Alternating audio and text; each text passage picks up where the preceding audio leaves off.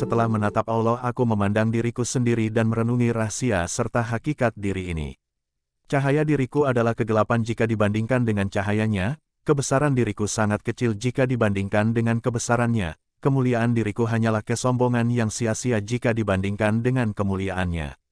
Di dalam Allah segalanya suci sedang di dalam diriku segalanya kotor dan tercemar. Abu Yazid Thoifur bin Isa bin Surusyan al-Bustami, lahir di Bustam terletak di bahagian timur Laut Persia. Meninggal di Bustam pada tahun 261 Hijriah, 874 Masehi.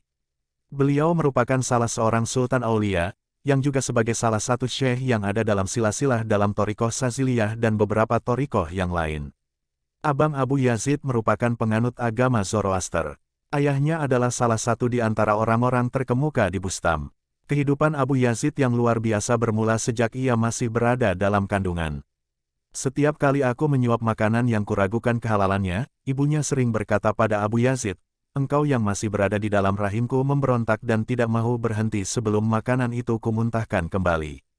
Pernyataan itu dibenarkan oleh Abu Yazid sendiri. Setelah sampai waktunya, si ibu mengirim Abu Yazid ke sekolah untuk mempelajari Al-Quran. Pada suatu hari gurunya menerangkan arti satu ayat dari surat Luqman yang berbunyi, "Berterima kasihlah kepadaku dan kepada kedua orang tuamu." Ayat ini sangat menggetarkan hati Abu Yazid, ia lalu meletakkan batu tulisnya dan berkata kepada gurunya, "Izinkanlah aku pulang, ada yang hendak kukatakan pada ibuku." Si guru memberi izin, Abu Yazid lalu pulang ke rumah.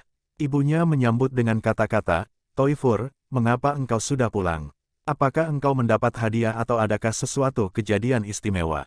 "Tidak," jawab Abu Yazid, "pelajaranku sampai pada ayat di mana Allah memerintahkan agar aku berbakti kepadanya dan kepada engkau wahai ibu. Tetapi aku tak dapat mengurus dua rumah dalam waktu yang bersamaan. Ayat ini sangat menyusahkan hatiku. Maka wahai ibu, mintalah diriku ini kepada Allah sehingga aku menjadi milikmu seorang atau serahkanlah aku kepada Allah semata sehingga aku dapat hidup untuk Dia semata." "Anakku," jawab ibunya, "aku serahkan engkau kepada Allah dan kubebaskan engkau dari semua kewajibanmu terhadapku. Pergilah engkau menjadi hamba Allah." Di kemudian hari Abu Yazid berkata, "Kewajiban yang semula kukira sebagai kewajiban yang paling ringan, ternyata merupakan kewajiban yang paling utama. Yaitu kewajiban untuk berbakti kepada ibuku. Di dalam berbakti kepada ibuku, itulah kuperoleh segala sesuatu yang kucari, yakni segala sesuatu yang hanya bisa dipahami lewat tindakan disiplin diri dan pengabdian kepada Allah." Kejadiannya adalah sebagai berikut, pada suatu malam, ibu meminta air kepadaku. Maka aku pun mengambilnya, ternyata di dalam tempayan kami tak ada air. Kulihat dalam kendi, tetapi kendi itu pun kosong. Oleh karena itu, aku pergi ke sungai lalu mengisi kendi tersebut dengan air. Ketika aku pulang, ternyata ibuku sudah tertidur. Malam itu udara terasa dingin. Kendi itu tetap dalam rangkulanku. Ketika ibu terjaga, ia meminum air yang kubawa kemudian mendoakanku. Waktu itu terlihatlah olehku betapa kendi itu telah membuat tanganku kaku. "Mengapa engkau tetap memegang kendi itu?" ibuku bertanya. "Aku takut ibu terjaga sedang aku sendiri terlena," jawabku. Kemudian ibu berkata kepadaku, "Biarkan saja pintu itu setengah terbuka." Sepanjang malam aku berjaga-jaga agar pintu itu tetap dalam keadaan setengah terbuka dan agar aku tidak melalaikan perintah ibuku. Hingga akhirnya fajar terlihat lewat pintu, begitulah yang sering kulakukan berkali-kali. Abu Yazid melakukan disiplin diri dengan terus-menerus dan berpuasa di siang hari dan bertirakat sepanjang malam. Ia belajar di bawah bimbingan 113 guru spiritual dan telah memperoleh manfaat dari setiap pelajaran yang mereka berikan. Di antara guru-gurunya itu ada seorang yang bernama Sadik. Ketika Abu Yazid sedang duduk di hadapannya, tiba-tiba Sadik berkata kepadanya, "Abu Yazid, ambilkan buku yang di jendela itu." "Jendela? Jendela yang mana?" tanya Abu Yazid, "Telah sekian lama engkau belajar di sini dan tidak pernah melihat jendela itu." "Tidak," jawab Abu Yazid, "apakah peduliku dengan jendela? Ketika menghadapmu, mataku tertutup terhadap hal-hal lain. Aku tidak datang ke sini untuk melihat segala sesuatu yang ada di sini. Jika demikian," kata si guru, "kembalilah ke Bustam. Pelajaranmu telah selesai." Abu Yazid mendengar bahwa di suatu tempat ada seorang guru besar. Dari jauh Abu Yazid datang untuk menemuinya. Ketika sudah dekat, Abu Yazid menyaksikan betapa guru yang termasyhur itu meludah ke arah kota Mekah, diartikan menghina kota Mekah, karena itu segera ia memutar langkahnya, jika ia memang telah memperoleh semua kemajuan itu dari jalan Allah, Abu Yazid berkata mengenai guru tadi, niscaya ia tidak akan melanggar hukum seperti yang dilakukannya. Diriwayatkan bahwa rumah Abu Yazid hanya berjarak 40 langkah dari sebuah masjid. Ia tidak pernah meludah ke arah jalan dan menghormati masjid itu. Setiap kali Abu Yazid tiba di depan sebuah masjid, beberapa saat lamanya ia akan berdiri terpaku dan menangis. "Mengapa engkau selalu berlaku demikian?" tanya salah seseorang kepadanya. "Aku merasa diriku sebagai seorang wanita yang sedang haid. Aku merasa malu untuk masuk dan mengotori masjid," jawabnya. Lihatlah doa Nabi Adam atau doa Nabi Yunus alaihissalam, "La ilaha illa anta subhanaka inni kuntum mina dolimin," tidak ada Tuhan melainkan Engkau ya Allah, sesungguhnya aku ini termasuk orang-orang yang zalim. Atau lihat doa Abu Nawas, "Ya Allah, kalau Engkau masukkan aku ke dalam surga, rasanya tidaklah pantas aku berada di dalamnya. Tetapi kalau Engkau masukkan ke dalam neraka, aku tidak akan tahan, aku tidak akan kuat ya Allah, maka terimalah saja taubatku."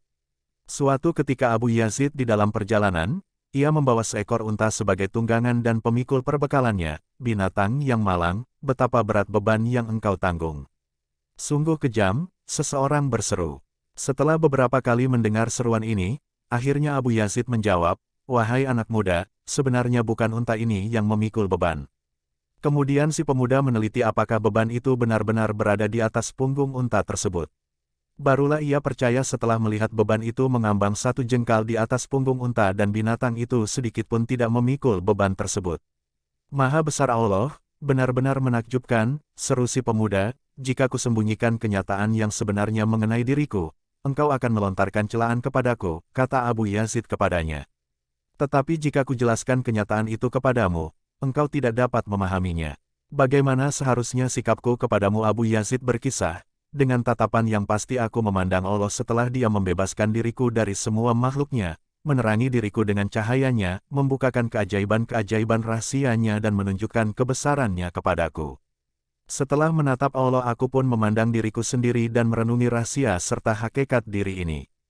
Cahaya diriku adalah kegelapan jika dibandingkan dengan cahayanya, kebesaran diriku sangat kecil jika dibandingkan dengan kebesarannya. Kemuliaan diriku hanyalah kesombongan yang sia-sia jika dibandingkan dengan kemuliaannya. Di dalam Allah segalanya suci sedang di dalam diriku segalanya kotor dan cemar. Bila kurenungi kembali, maka tahulah aku bahwa aku hidup kerana cahaya Allah. Aku menyadari kemuliaan diriku bersumber dari kemuliaan dan kebesarannya. Apapun yang telah kulakukan, hanya kerana kemahakuasaannya. Apapun yang telah terlihat oleh mata lahirku, sebenarnya melalui Dia. Aku memandang dengan mata keadilan dan realiti. Segala kebaktianku bersumber dari Allah, bukan dari diriku sendiri, sedang selama ini aku beranggapan bahwa akulah yang berbakti kepadanya. Hiasilah diriku dengan keesanmu, sehingga apabila hamba-hambamu memandangku yang terpandang oleh mereka adalah ciptaanmu. Dan mereka akan melihat Sang Pencipta mata, bukan diriku ini. Keinginanku ini dikabulkannya. Ditaruhnya mahkota kemurahan hati ke atas kepalaku dan Ia membantuku mengalahkan jasmaniku. Setelah itu, Dia berkata, "Temuilah hamba-hambaku itu." Maka kulanjutkan pula pengembaraan yang tak berkesudahan di lautan tanpa tepi itu untuk beberapa lama. Aku katakan, tidak ada seorang manusia pun yang pernah mencapai kemuliaan yang lebih tinggi daripada yang telah kucapai ini. Tidak mungkin ada tingkatan yang lebih tinggi daripada ini. Tetapi ketika kutajamkan pandangan ternyata kepalaku masih berada di telapak kaki seorang nabi. Maka sedarlah aku, bahwa tingkat terakhir yang dapat dicapai oleh manusia-manusia suci hanyalah sebagai tingkatan awal dari kenabian. Mengenai tingkat terakhir dari kenabian tidak dapat kubayangkan. Kemudian rohku menembus segala penjuru di dalam kerajaan Allah. Surga dan neraka ditunjukkan kepada rohku itu tetapi ia tidak peduli. Apakah yang dapat menghadang dan membuatnya peduli? Semua sukma yang bukan nabi yang ditemuinya tidak dipedulikannya. Ketika ruhku mencapai sukma manusia kesayangan Allah, Nabi Muhammad SAW, terlihatlah olehku 100.000 lautan api yang tiada bertepi dan 1.000 tirai cahaya. Seandainya ku jejakkan kaki ke dalam lautan api yang pertama itu, niscaya aku hangus binasa. Aku sedemikian gentar dan bingung sehingga aku menjadi sirna. Tetapi betapapun besar keinginanku, aku tidak berani memandang tiang perkemahan Muhammad Rasulullah SAW. Walaupun aku telah berjumpa dengan Allah, tetapi aku tidak berani berjumpa dengan Muhammad Rasulullah SAW. Kemudian Abu Yazid berkata, "Ya Allah, segala sesuatu yang telah terlihat olehku adalah aku sendiri. Bagiku tiada jalan yang menuju kepadamu selama aku ini masih ada. Aku tidak dapat menembus keakuan ini, apakah yang harus kulakukan? Maka terdengarlah perintah, untuk melepas keakuanmu itu ikutilah kekasih kami, Muhammad Shallallahu Alaihi Wasallam. Usaplah matamu dengan debu kakinya dan ikutilah jejaknya. Maka terjunlah aku ke dalam lautan api yang tak bertepi dan kutenggelamkan diriku ke dalam tirai-tirai cahaya yang mengelilingi Muhammad Rasulullah Shallallahu Alaihi Wasallam. Dan kemudian tak kulihat diriku sendiri, yang kulihat Muhammad Rasulullah Shallallahu Alaihi Wasallam. Aku terdampar dan kulihat Abu Yazid berkata, aku adalah debu kaki Muhammad, maka aku akan mengikuti jejak beliau. Suatu hari Abu Yazid berjalan-jalan dengan beberapa orang muridnya. Jalan yang sedang mereka lalui sempit dan dari arah yang berlawanan datanglah seekor anjing. Abu Yazid menyingkir ke pinggir untuk memberi jalan kepada binatang itu. Salah seorang murid tidak menyetujui perbuatan Abu Yazid ini dan berkata, Allah yang Maha Besar telah memuliakan manusia di atas segala makhluk-makhluknya. Abu Yazid adalah raja di antara kaum mistik, tetapi dengan ketinggian martabatnya itu beserta murid-muridnya yang taat masih memberi jalan kepada seekor anjing. Apakah pantas perbuatan seperti itu? Abu Yazid menjawab, anak muda, anjing tadi secara diam-diam telah berkata kepadaku, apakah dosaku dan apakah pahalamu pada awal kejadian sehingga aku berpakaian kulit anjing dan engkau mengenakan jubah kehormatan sebagai raja di antara para mistik. Begitulah yang sampai dalam pikiranku dan karena itulah aku memberi jalan kepadanya.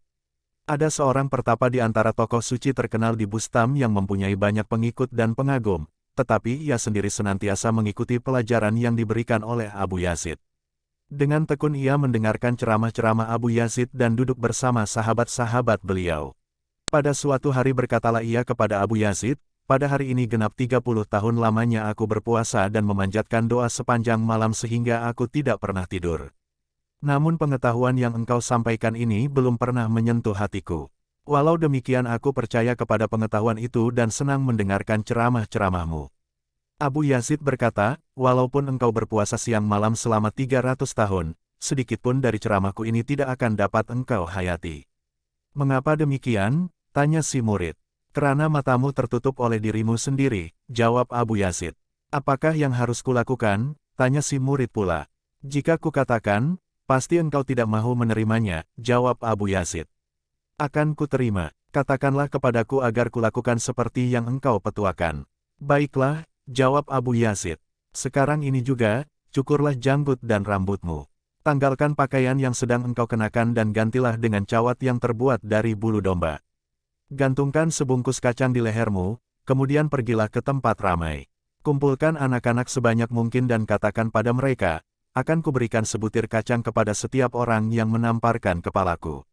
Dengan cara yang sama pergilah berkeliling kota, terutama sekali ke tempat di mana orang-orang sudah mengenalmu. Itulah yang harus engkau lakukan. Maha besar Allah, tiada Tuhan kecuali Allah, cetus si murid setelah mendengar kata-kata Abu Yazid itu. Jika seorang kafir mengucapkan kata-kata itu niscaya ia menjadi seorang muslim, kata Abu Yazid. Tetapi dengan mengucapkan kata-kata yang sama engkau telah mempersekutukan Allah. Mengapa begitu? Tanya si murid. Karena engkau merasa bahwa dirimu terlalu mulia untuk berbuat seperti yang telah kukatakan tadi.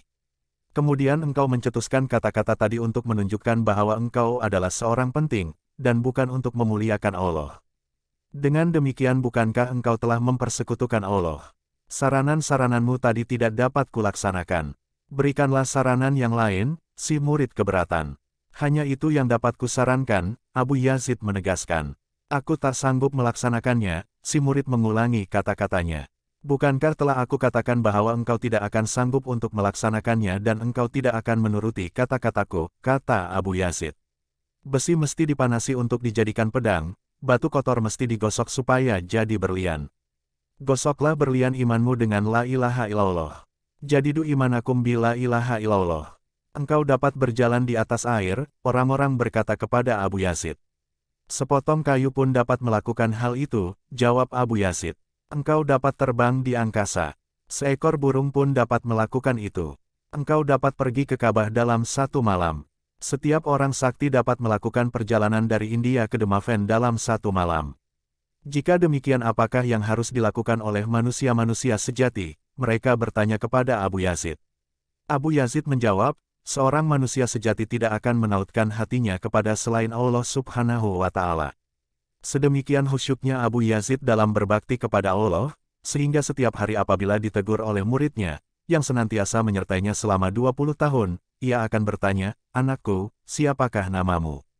Suatu ketika si murid berkata pada Abu Yazid, "Guru, apakah engkau memperolok-olokkanku? Telah 20 tahun aku mengabdi kepadamu, tetapi, setiap hari engkau menanyakan namaku." "Anakku," Abu Yazid menjawab, "aku tidak memperolok-olokkanmu. Tetapi namanya telah memenuhi hatiku dan telah menyisihkan nama-nama yang lain. Setiap kali aku mendengar sebuah nama yang lain, segeralah nama itu terlupakan olehku." Abu Yazid mengisahkan, suatu hari ketika sedang duduk-duduk, datanglah sebuah pikiran ke dalam benakku bahwa aku adalah syekh dan tokoh suci zaman ini. Tetapi begitu hal itu terpikirkan olehku, aku segera sadar bahwa aku telah melakukan dosa besar. Aku lalu bangkit dan berangkat ke Khurasan. Di sebuah persinggahan aku berhenti dan bersumpah tidak akan meninggalkan tempat itu sebelum Allah mengutus seseorang untuk membukakan hatiku. 3 hari 3 malam aku tinggal di persinggahan itu. Pada hari yang keempat kulihat seseorang yang bermata satu dengan menunggang seekor unta sedang datang ke tempat persinggahan itu. Setelah mengamati dengan seksama, terlihat olehku tanda-tanda kesadaran ilahi di dalam dirinya. Aku mengisyaratkan agar unta itu berhenti lalu unta itu segera menekukkan kaki-kaki depannya. Lelaki bermata satu itu memandangiku. "Sejauh ini engkau memanggilku," katanya, "hanya untuk membukakan mata yang tertutup dan membukakan pintu yang terkunci serta untuk menenggelamkan penduduk Bustam bersama Abu Yazid." Aku jatuh lunglai. Kemudian aku bertanya kepada orang itu, "Dari manakah engkau datang? Sejak engkau bersumpah itu telah beribu-ribu batu yang kutempuh." Kemudian ia menambahkan, "Berhati-hatilah Abu Yazid, jagalah hatimu." Setelah berkata demikian ia berpaling dariku dan meninggalkan tempat itu. Menolak mereka hanya karena keingkaran mereka. Segala sesuatu yang kulakukan hanyalah debu. Kepada setiap perbuatanku yang tidak berkenan kepadamu limpahkanlah ampunanmu.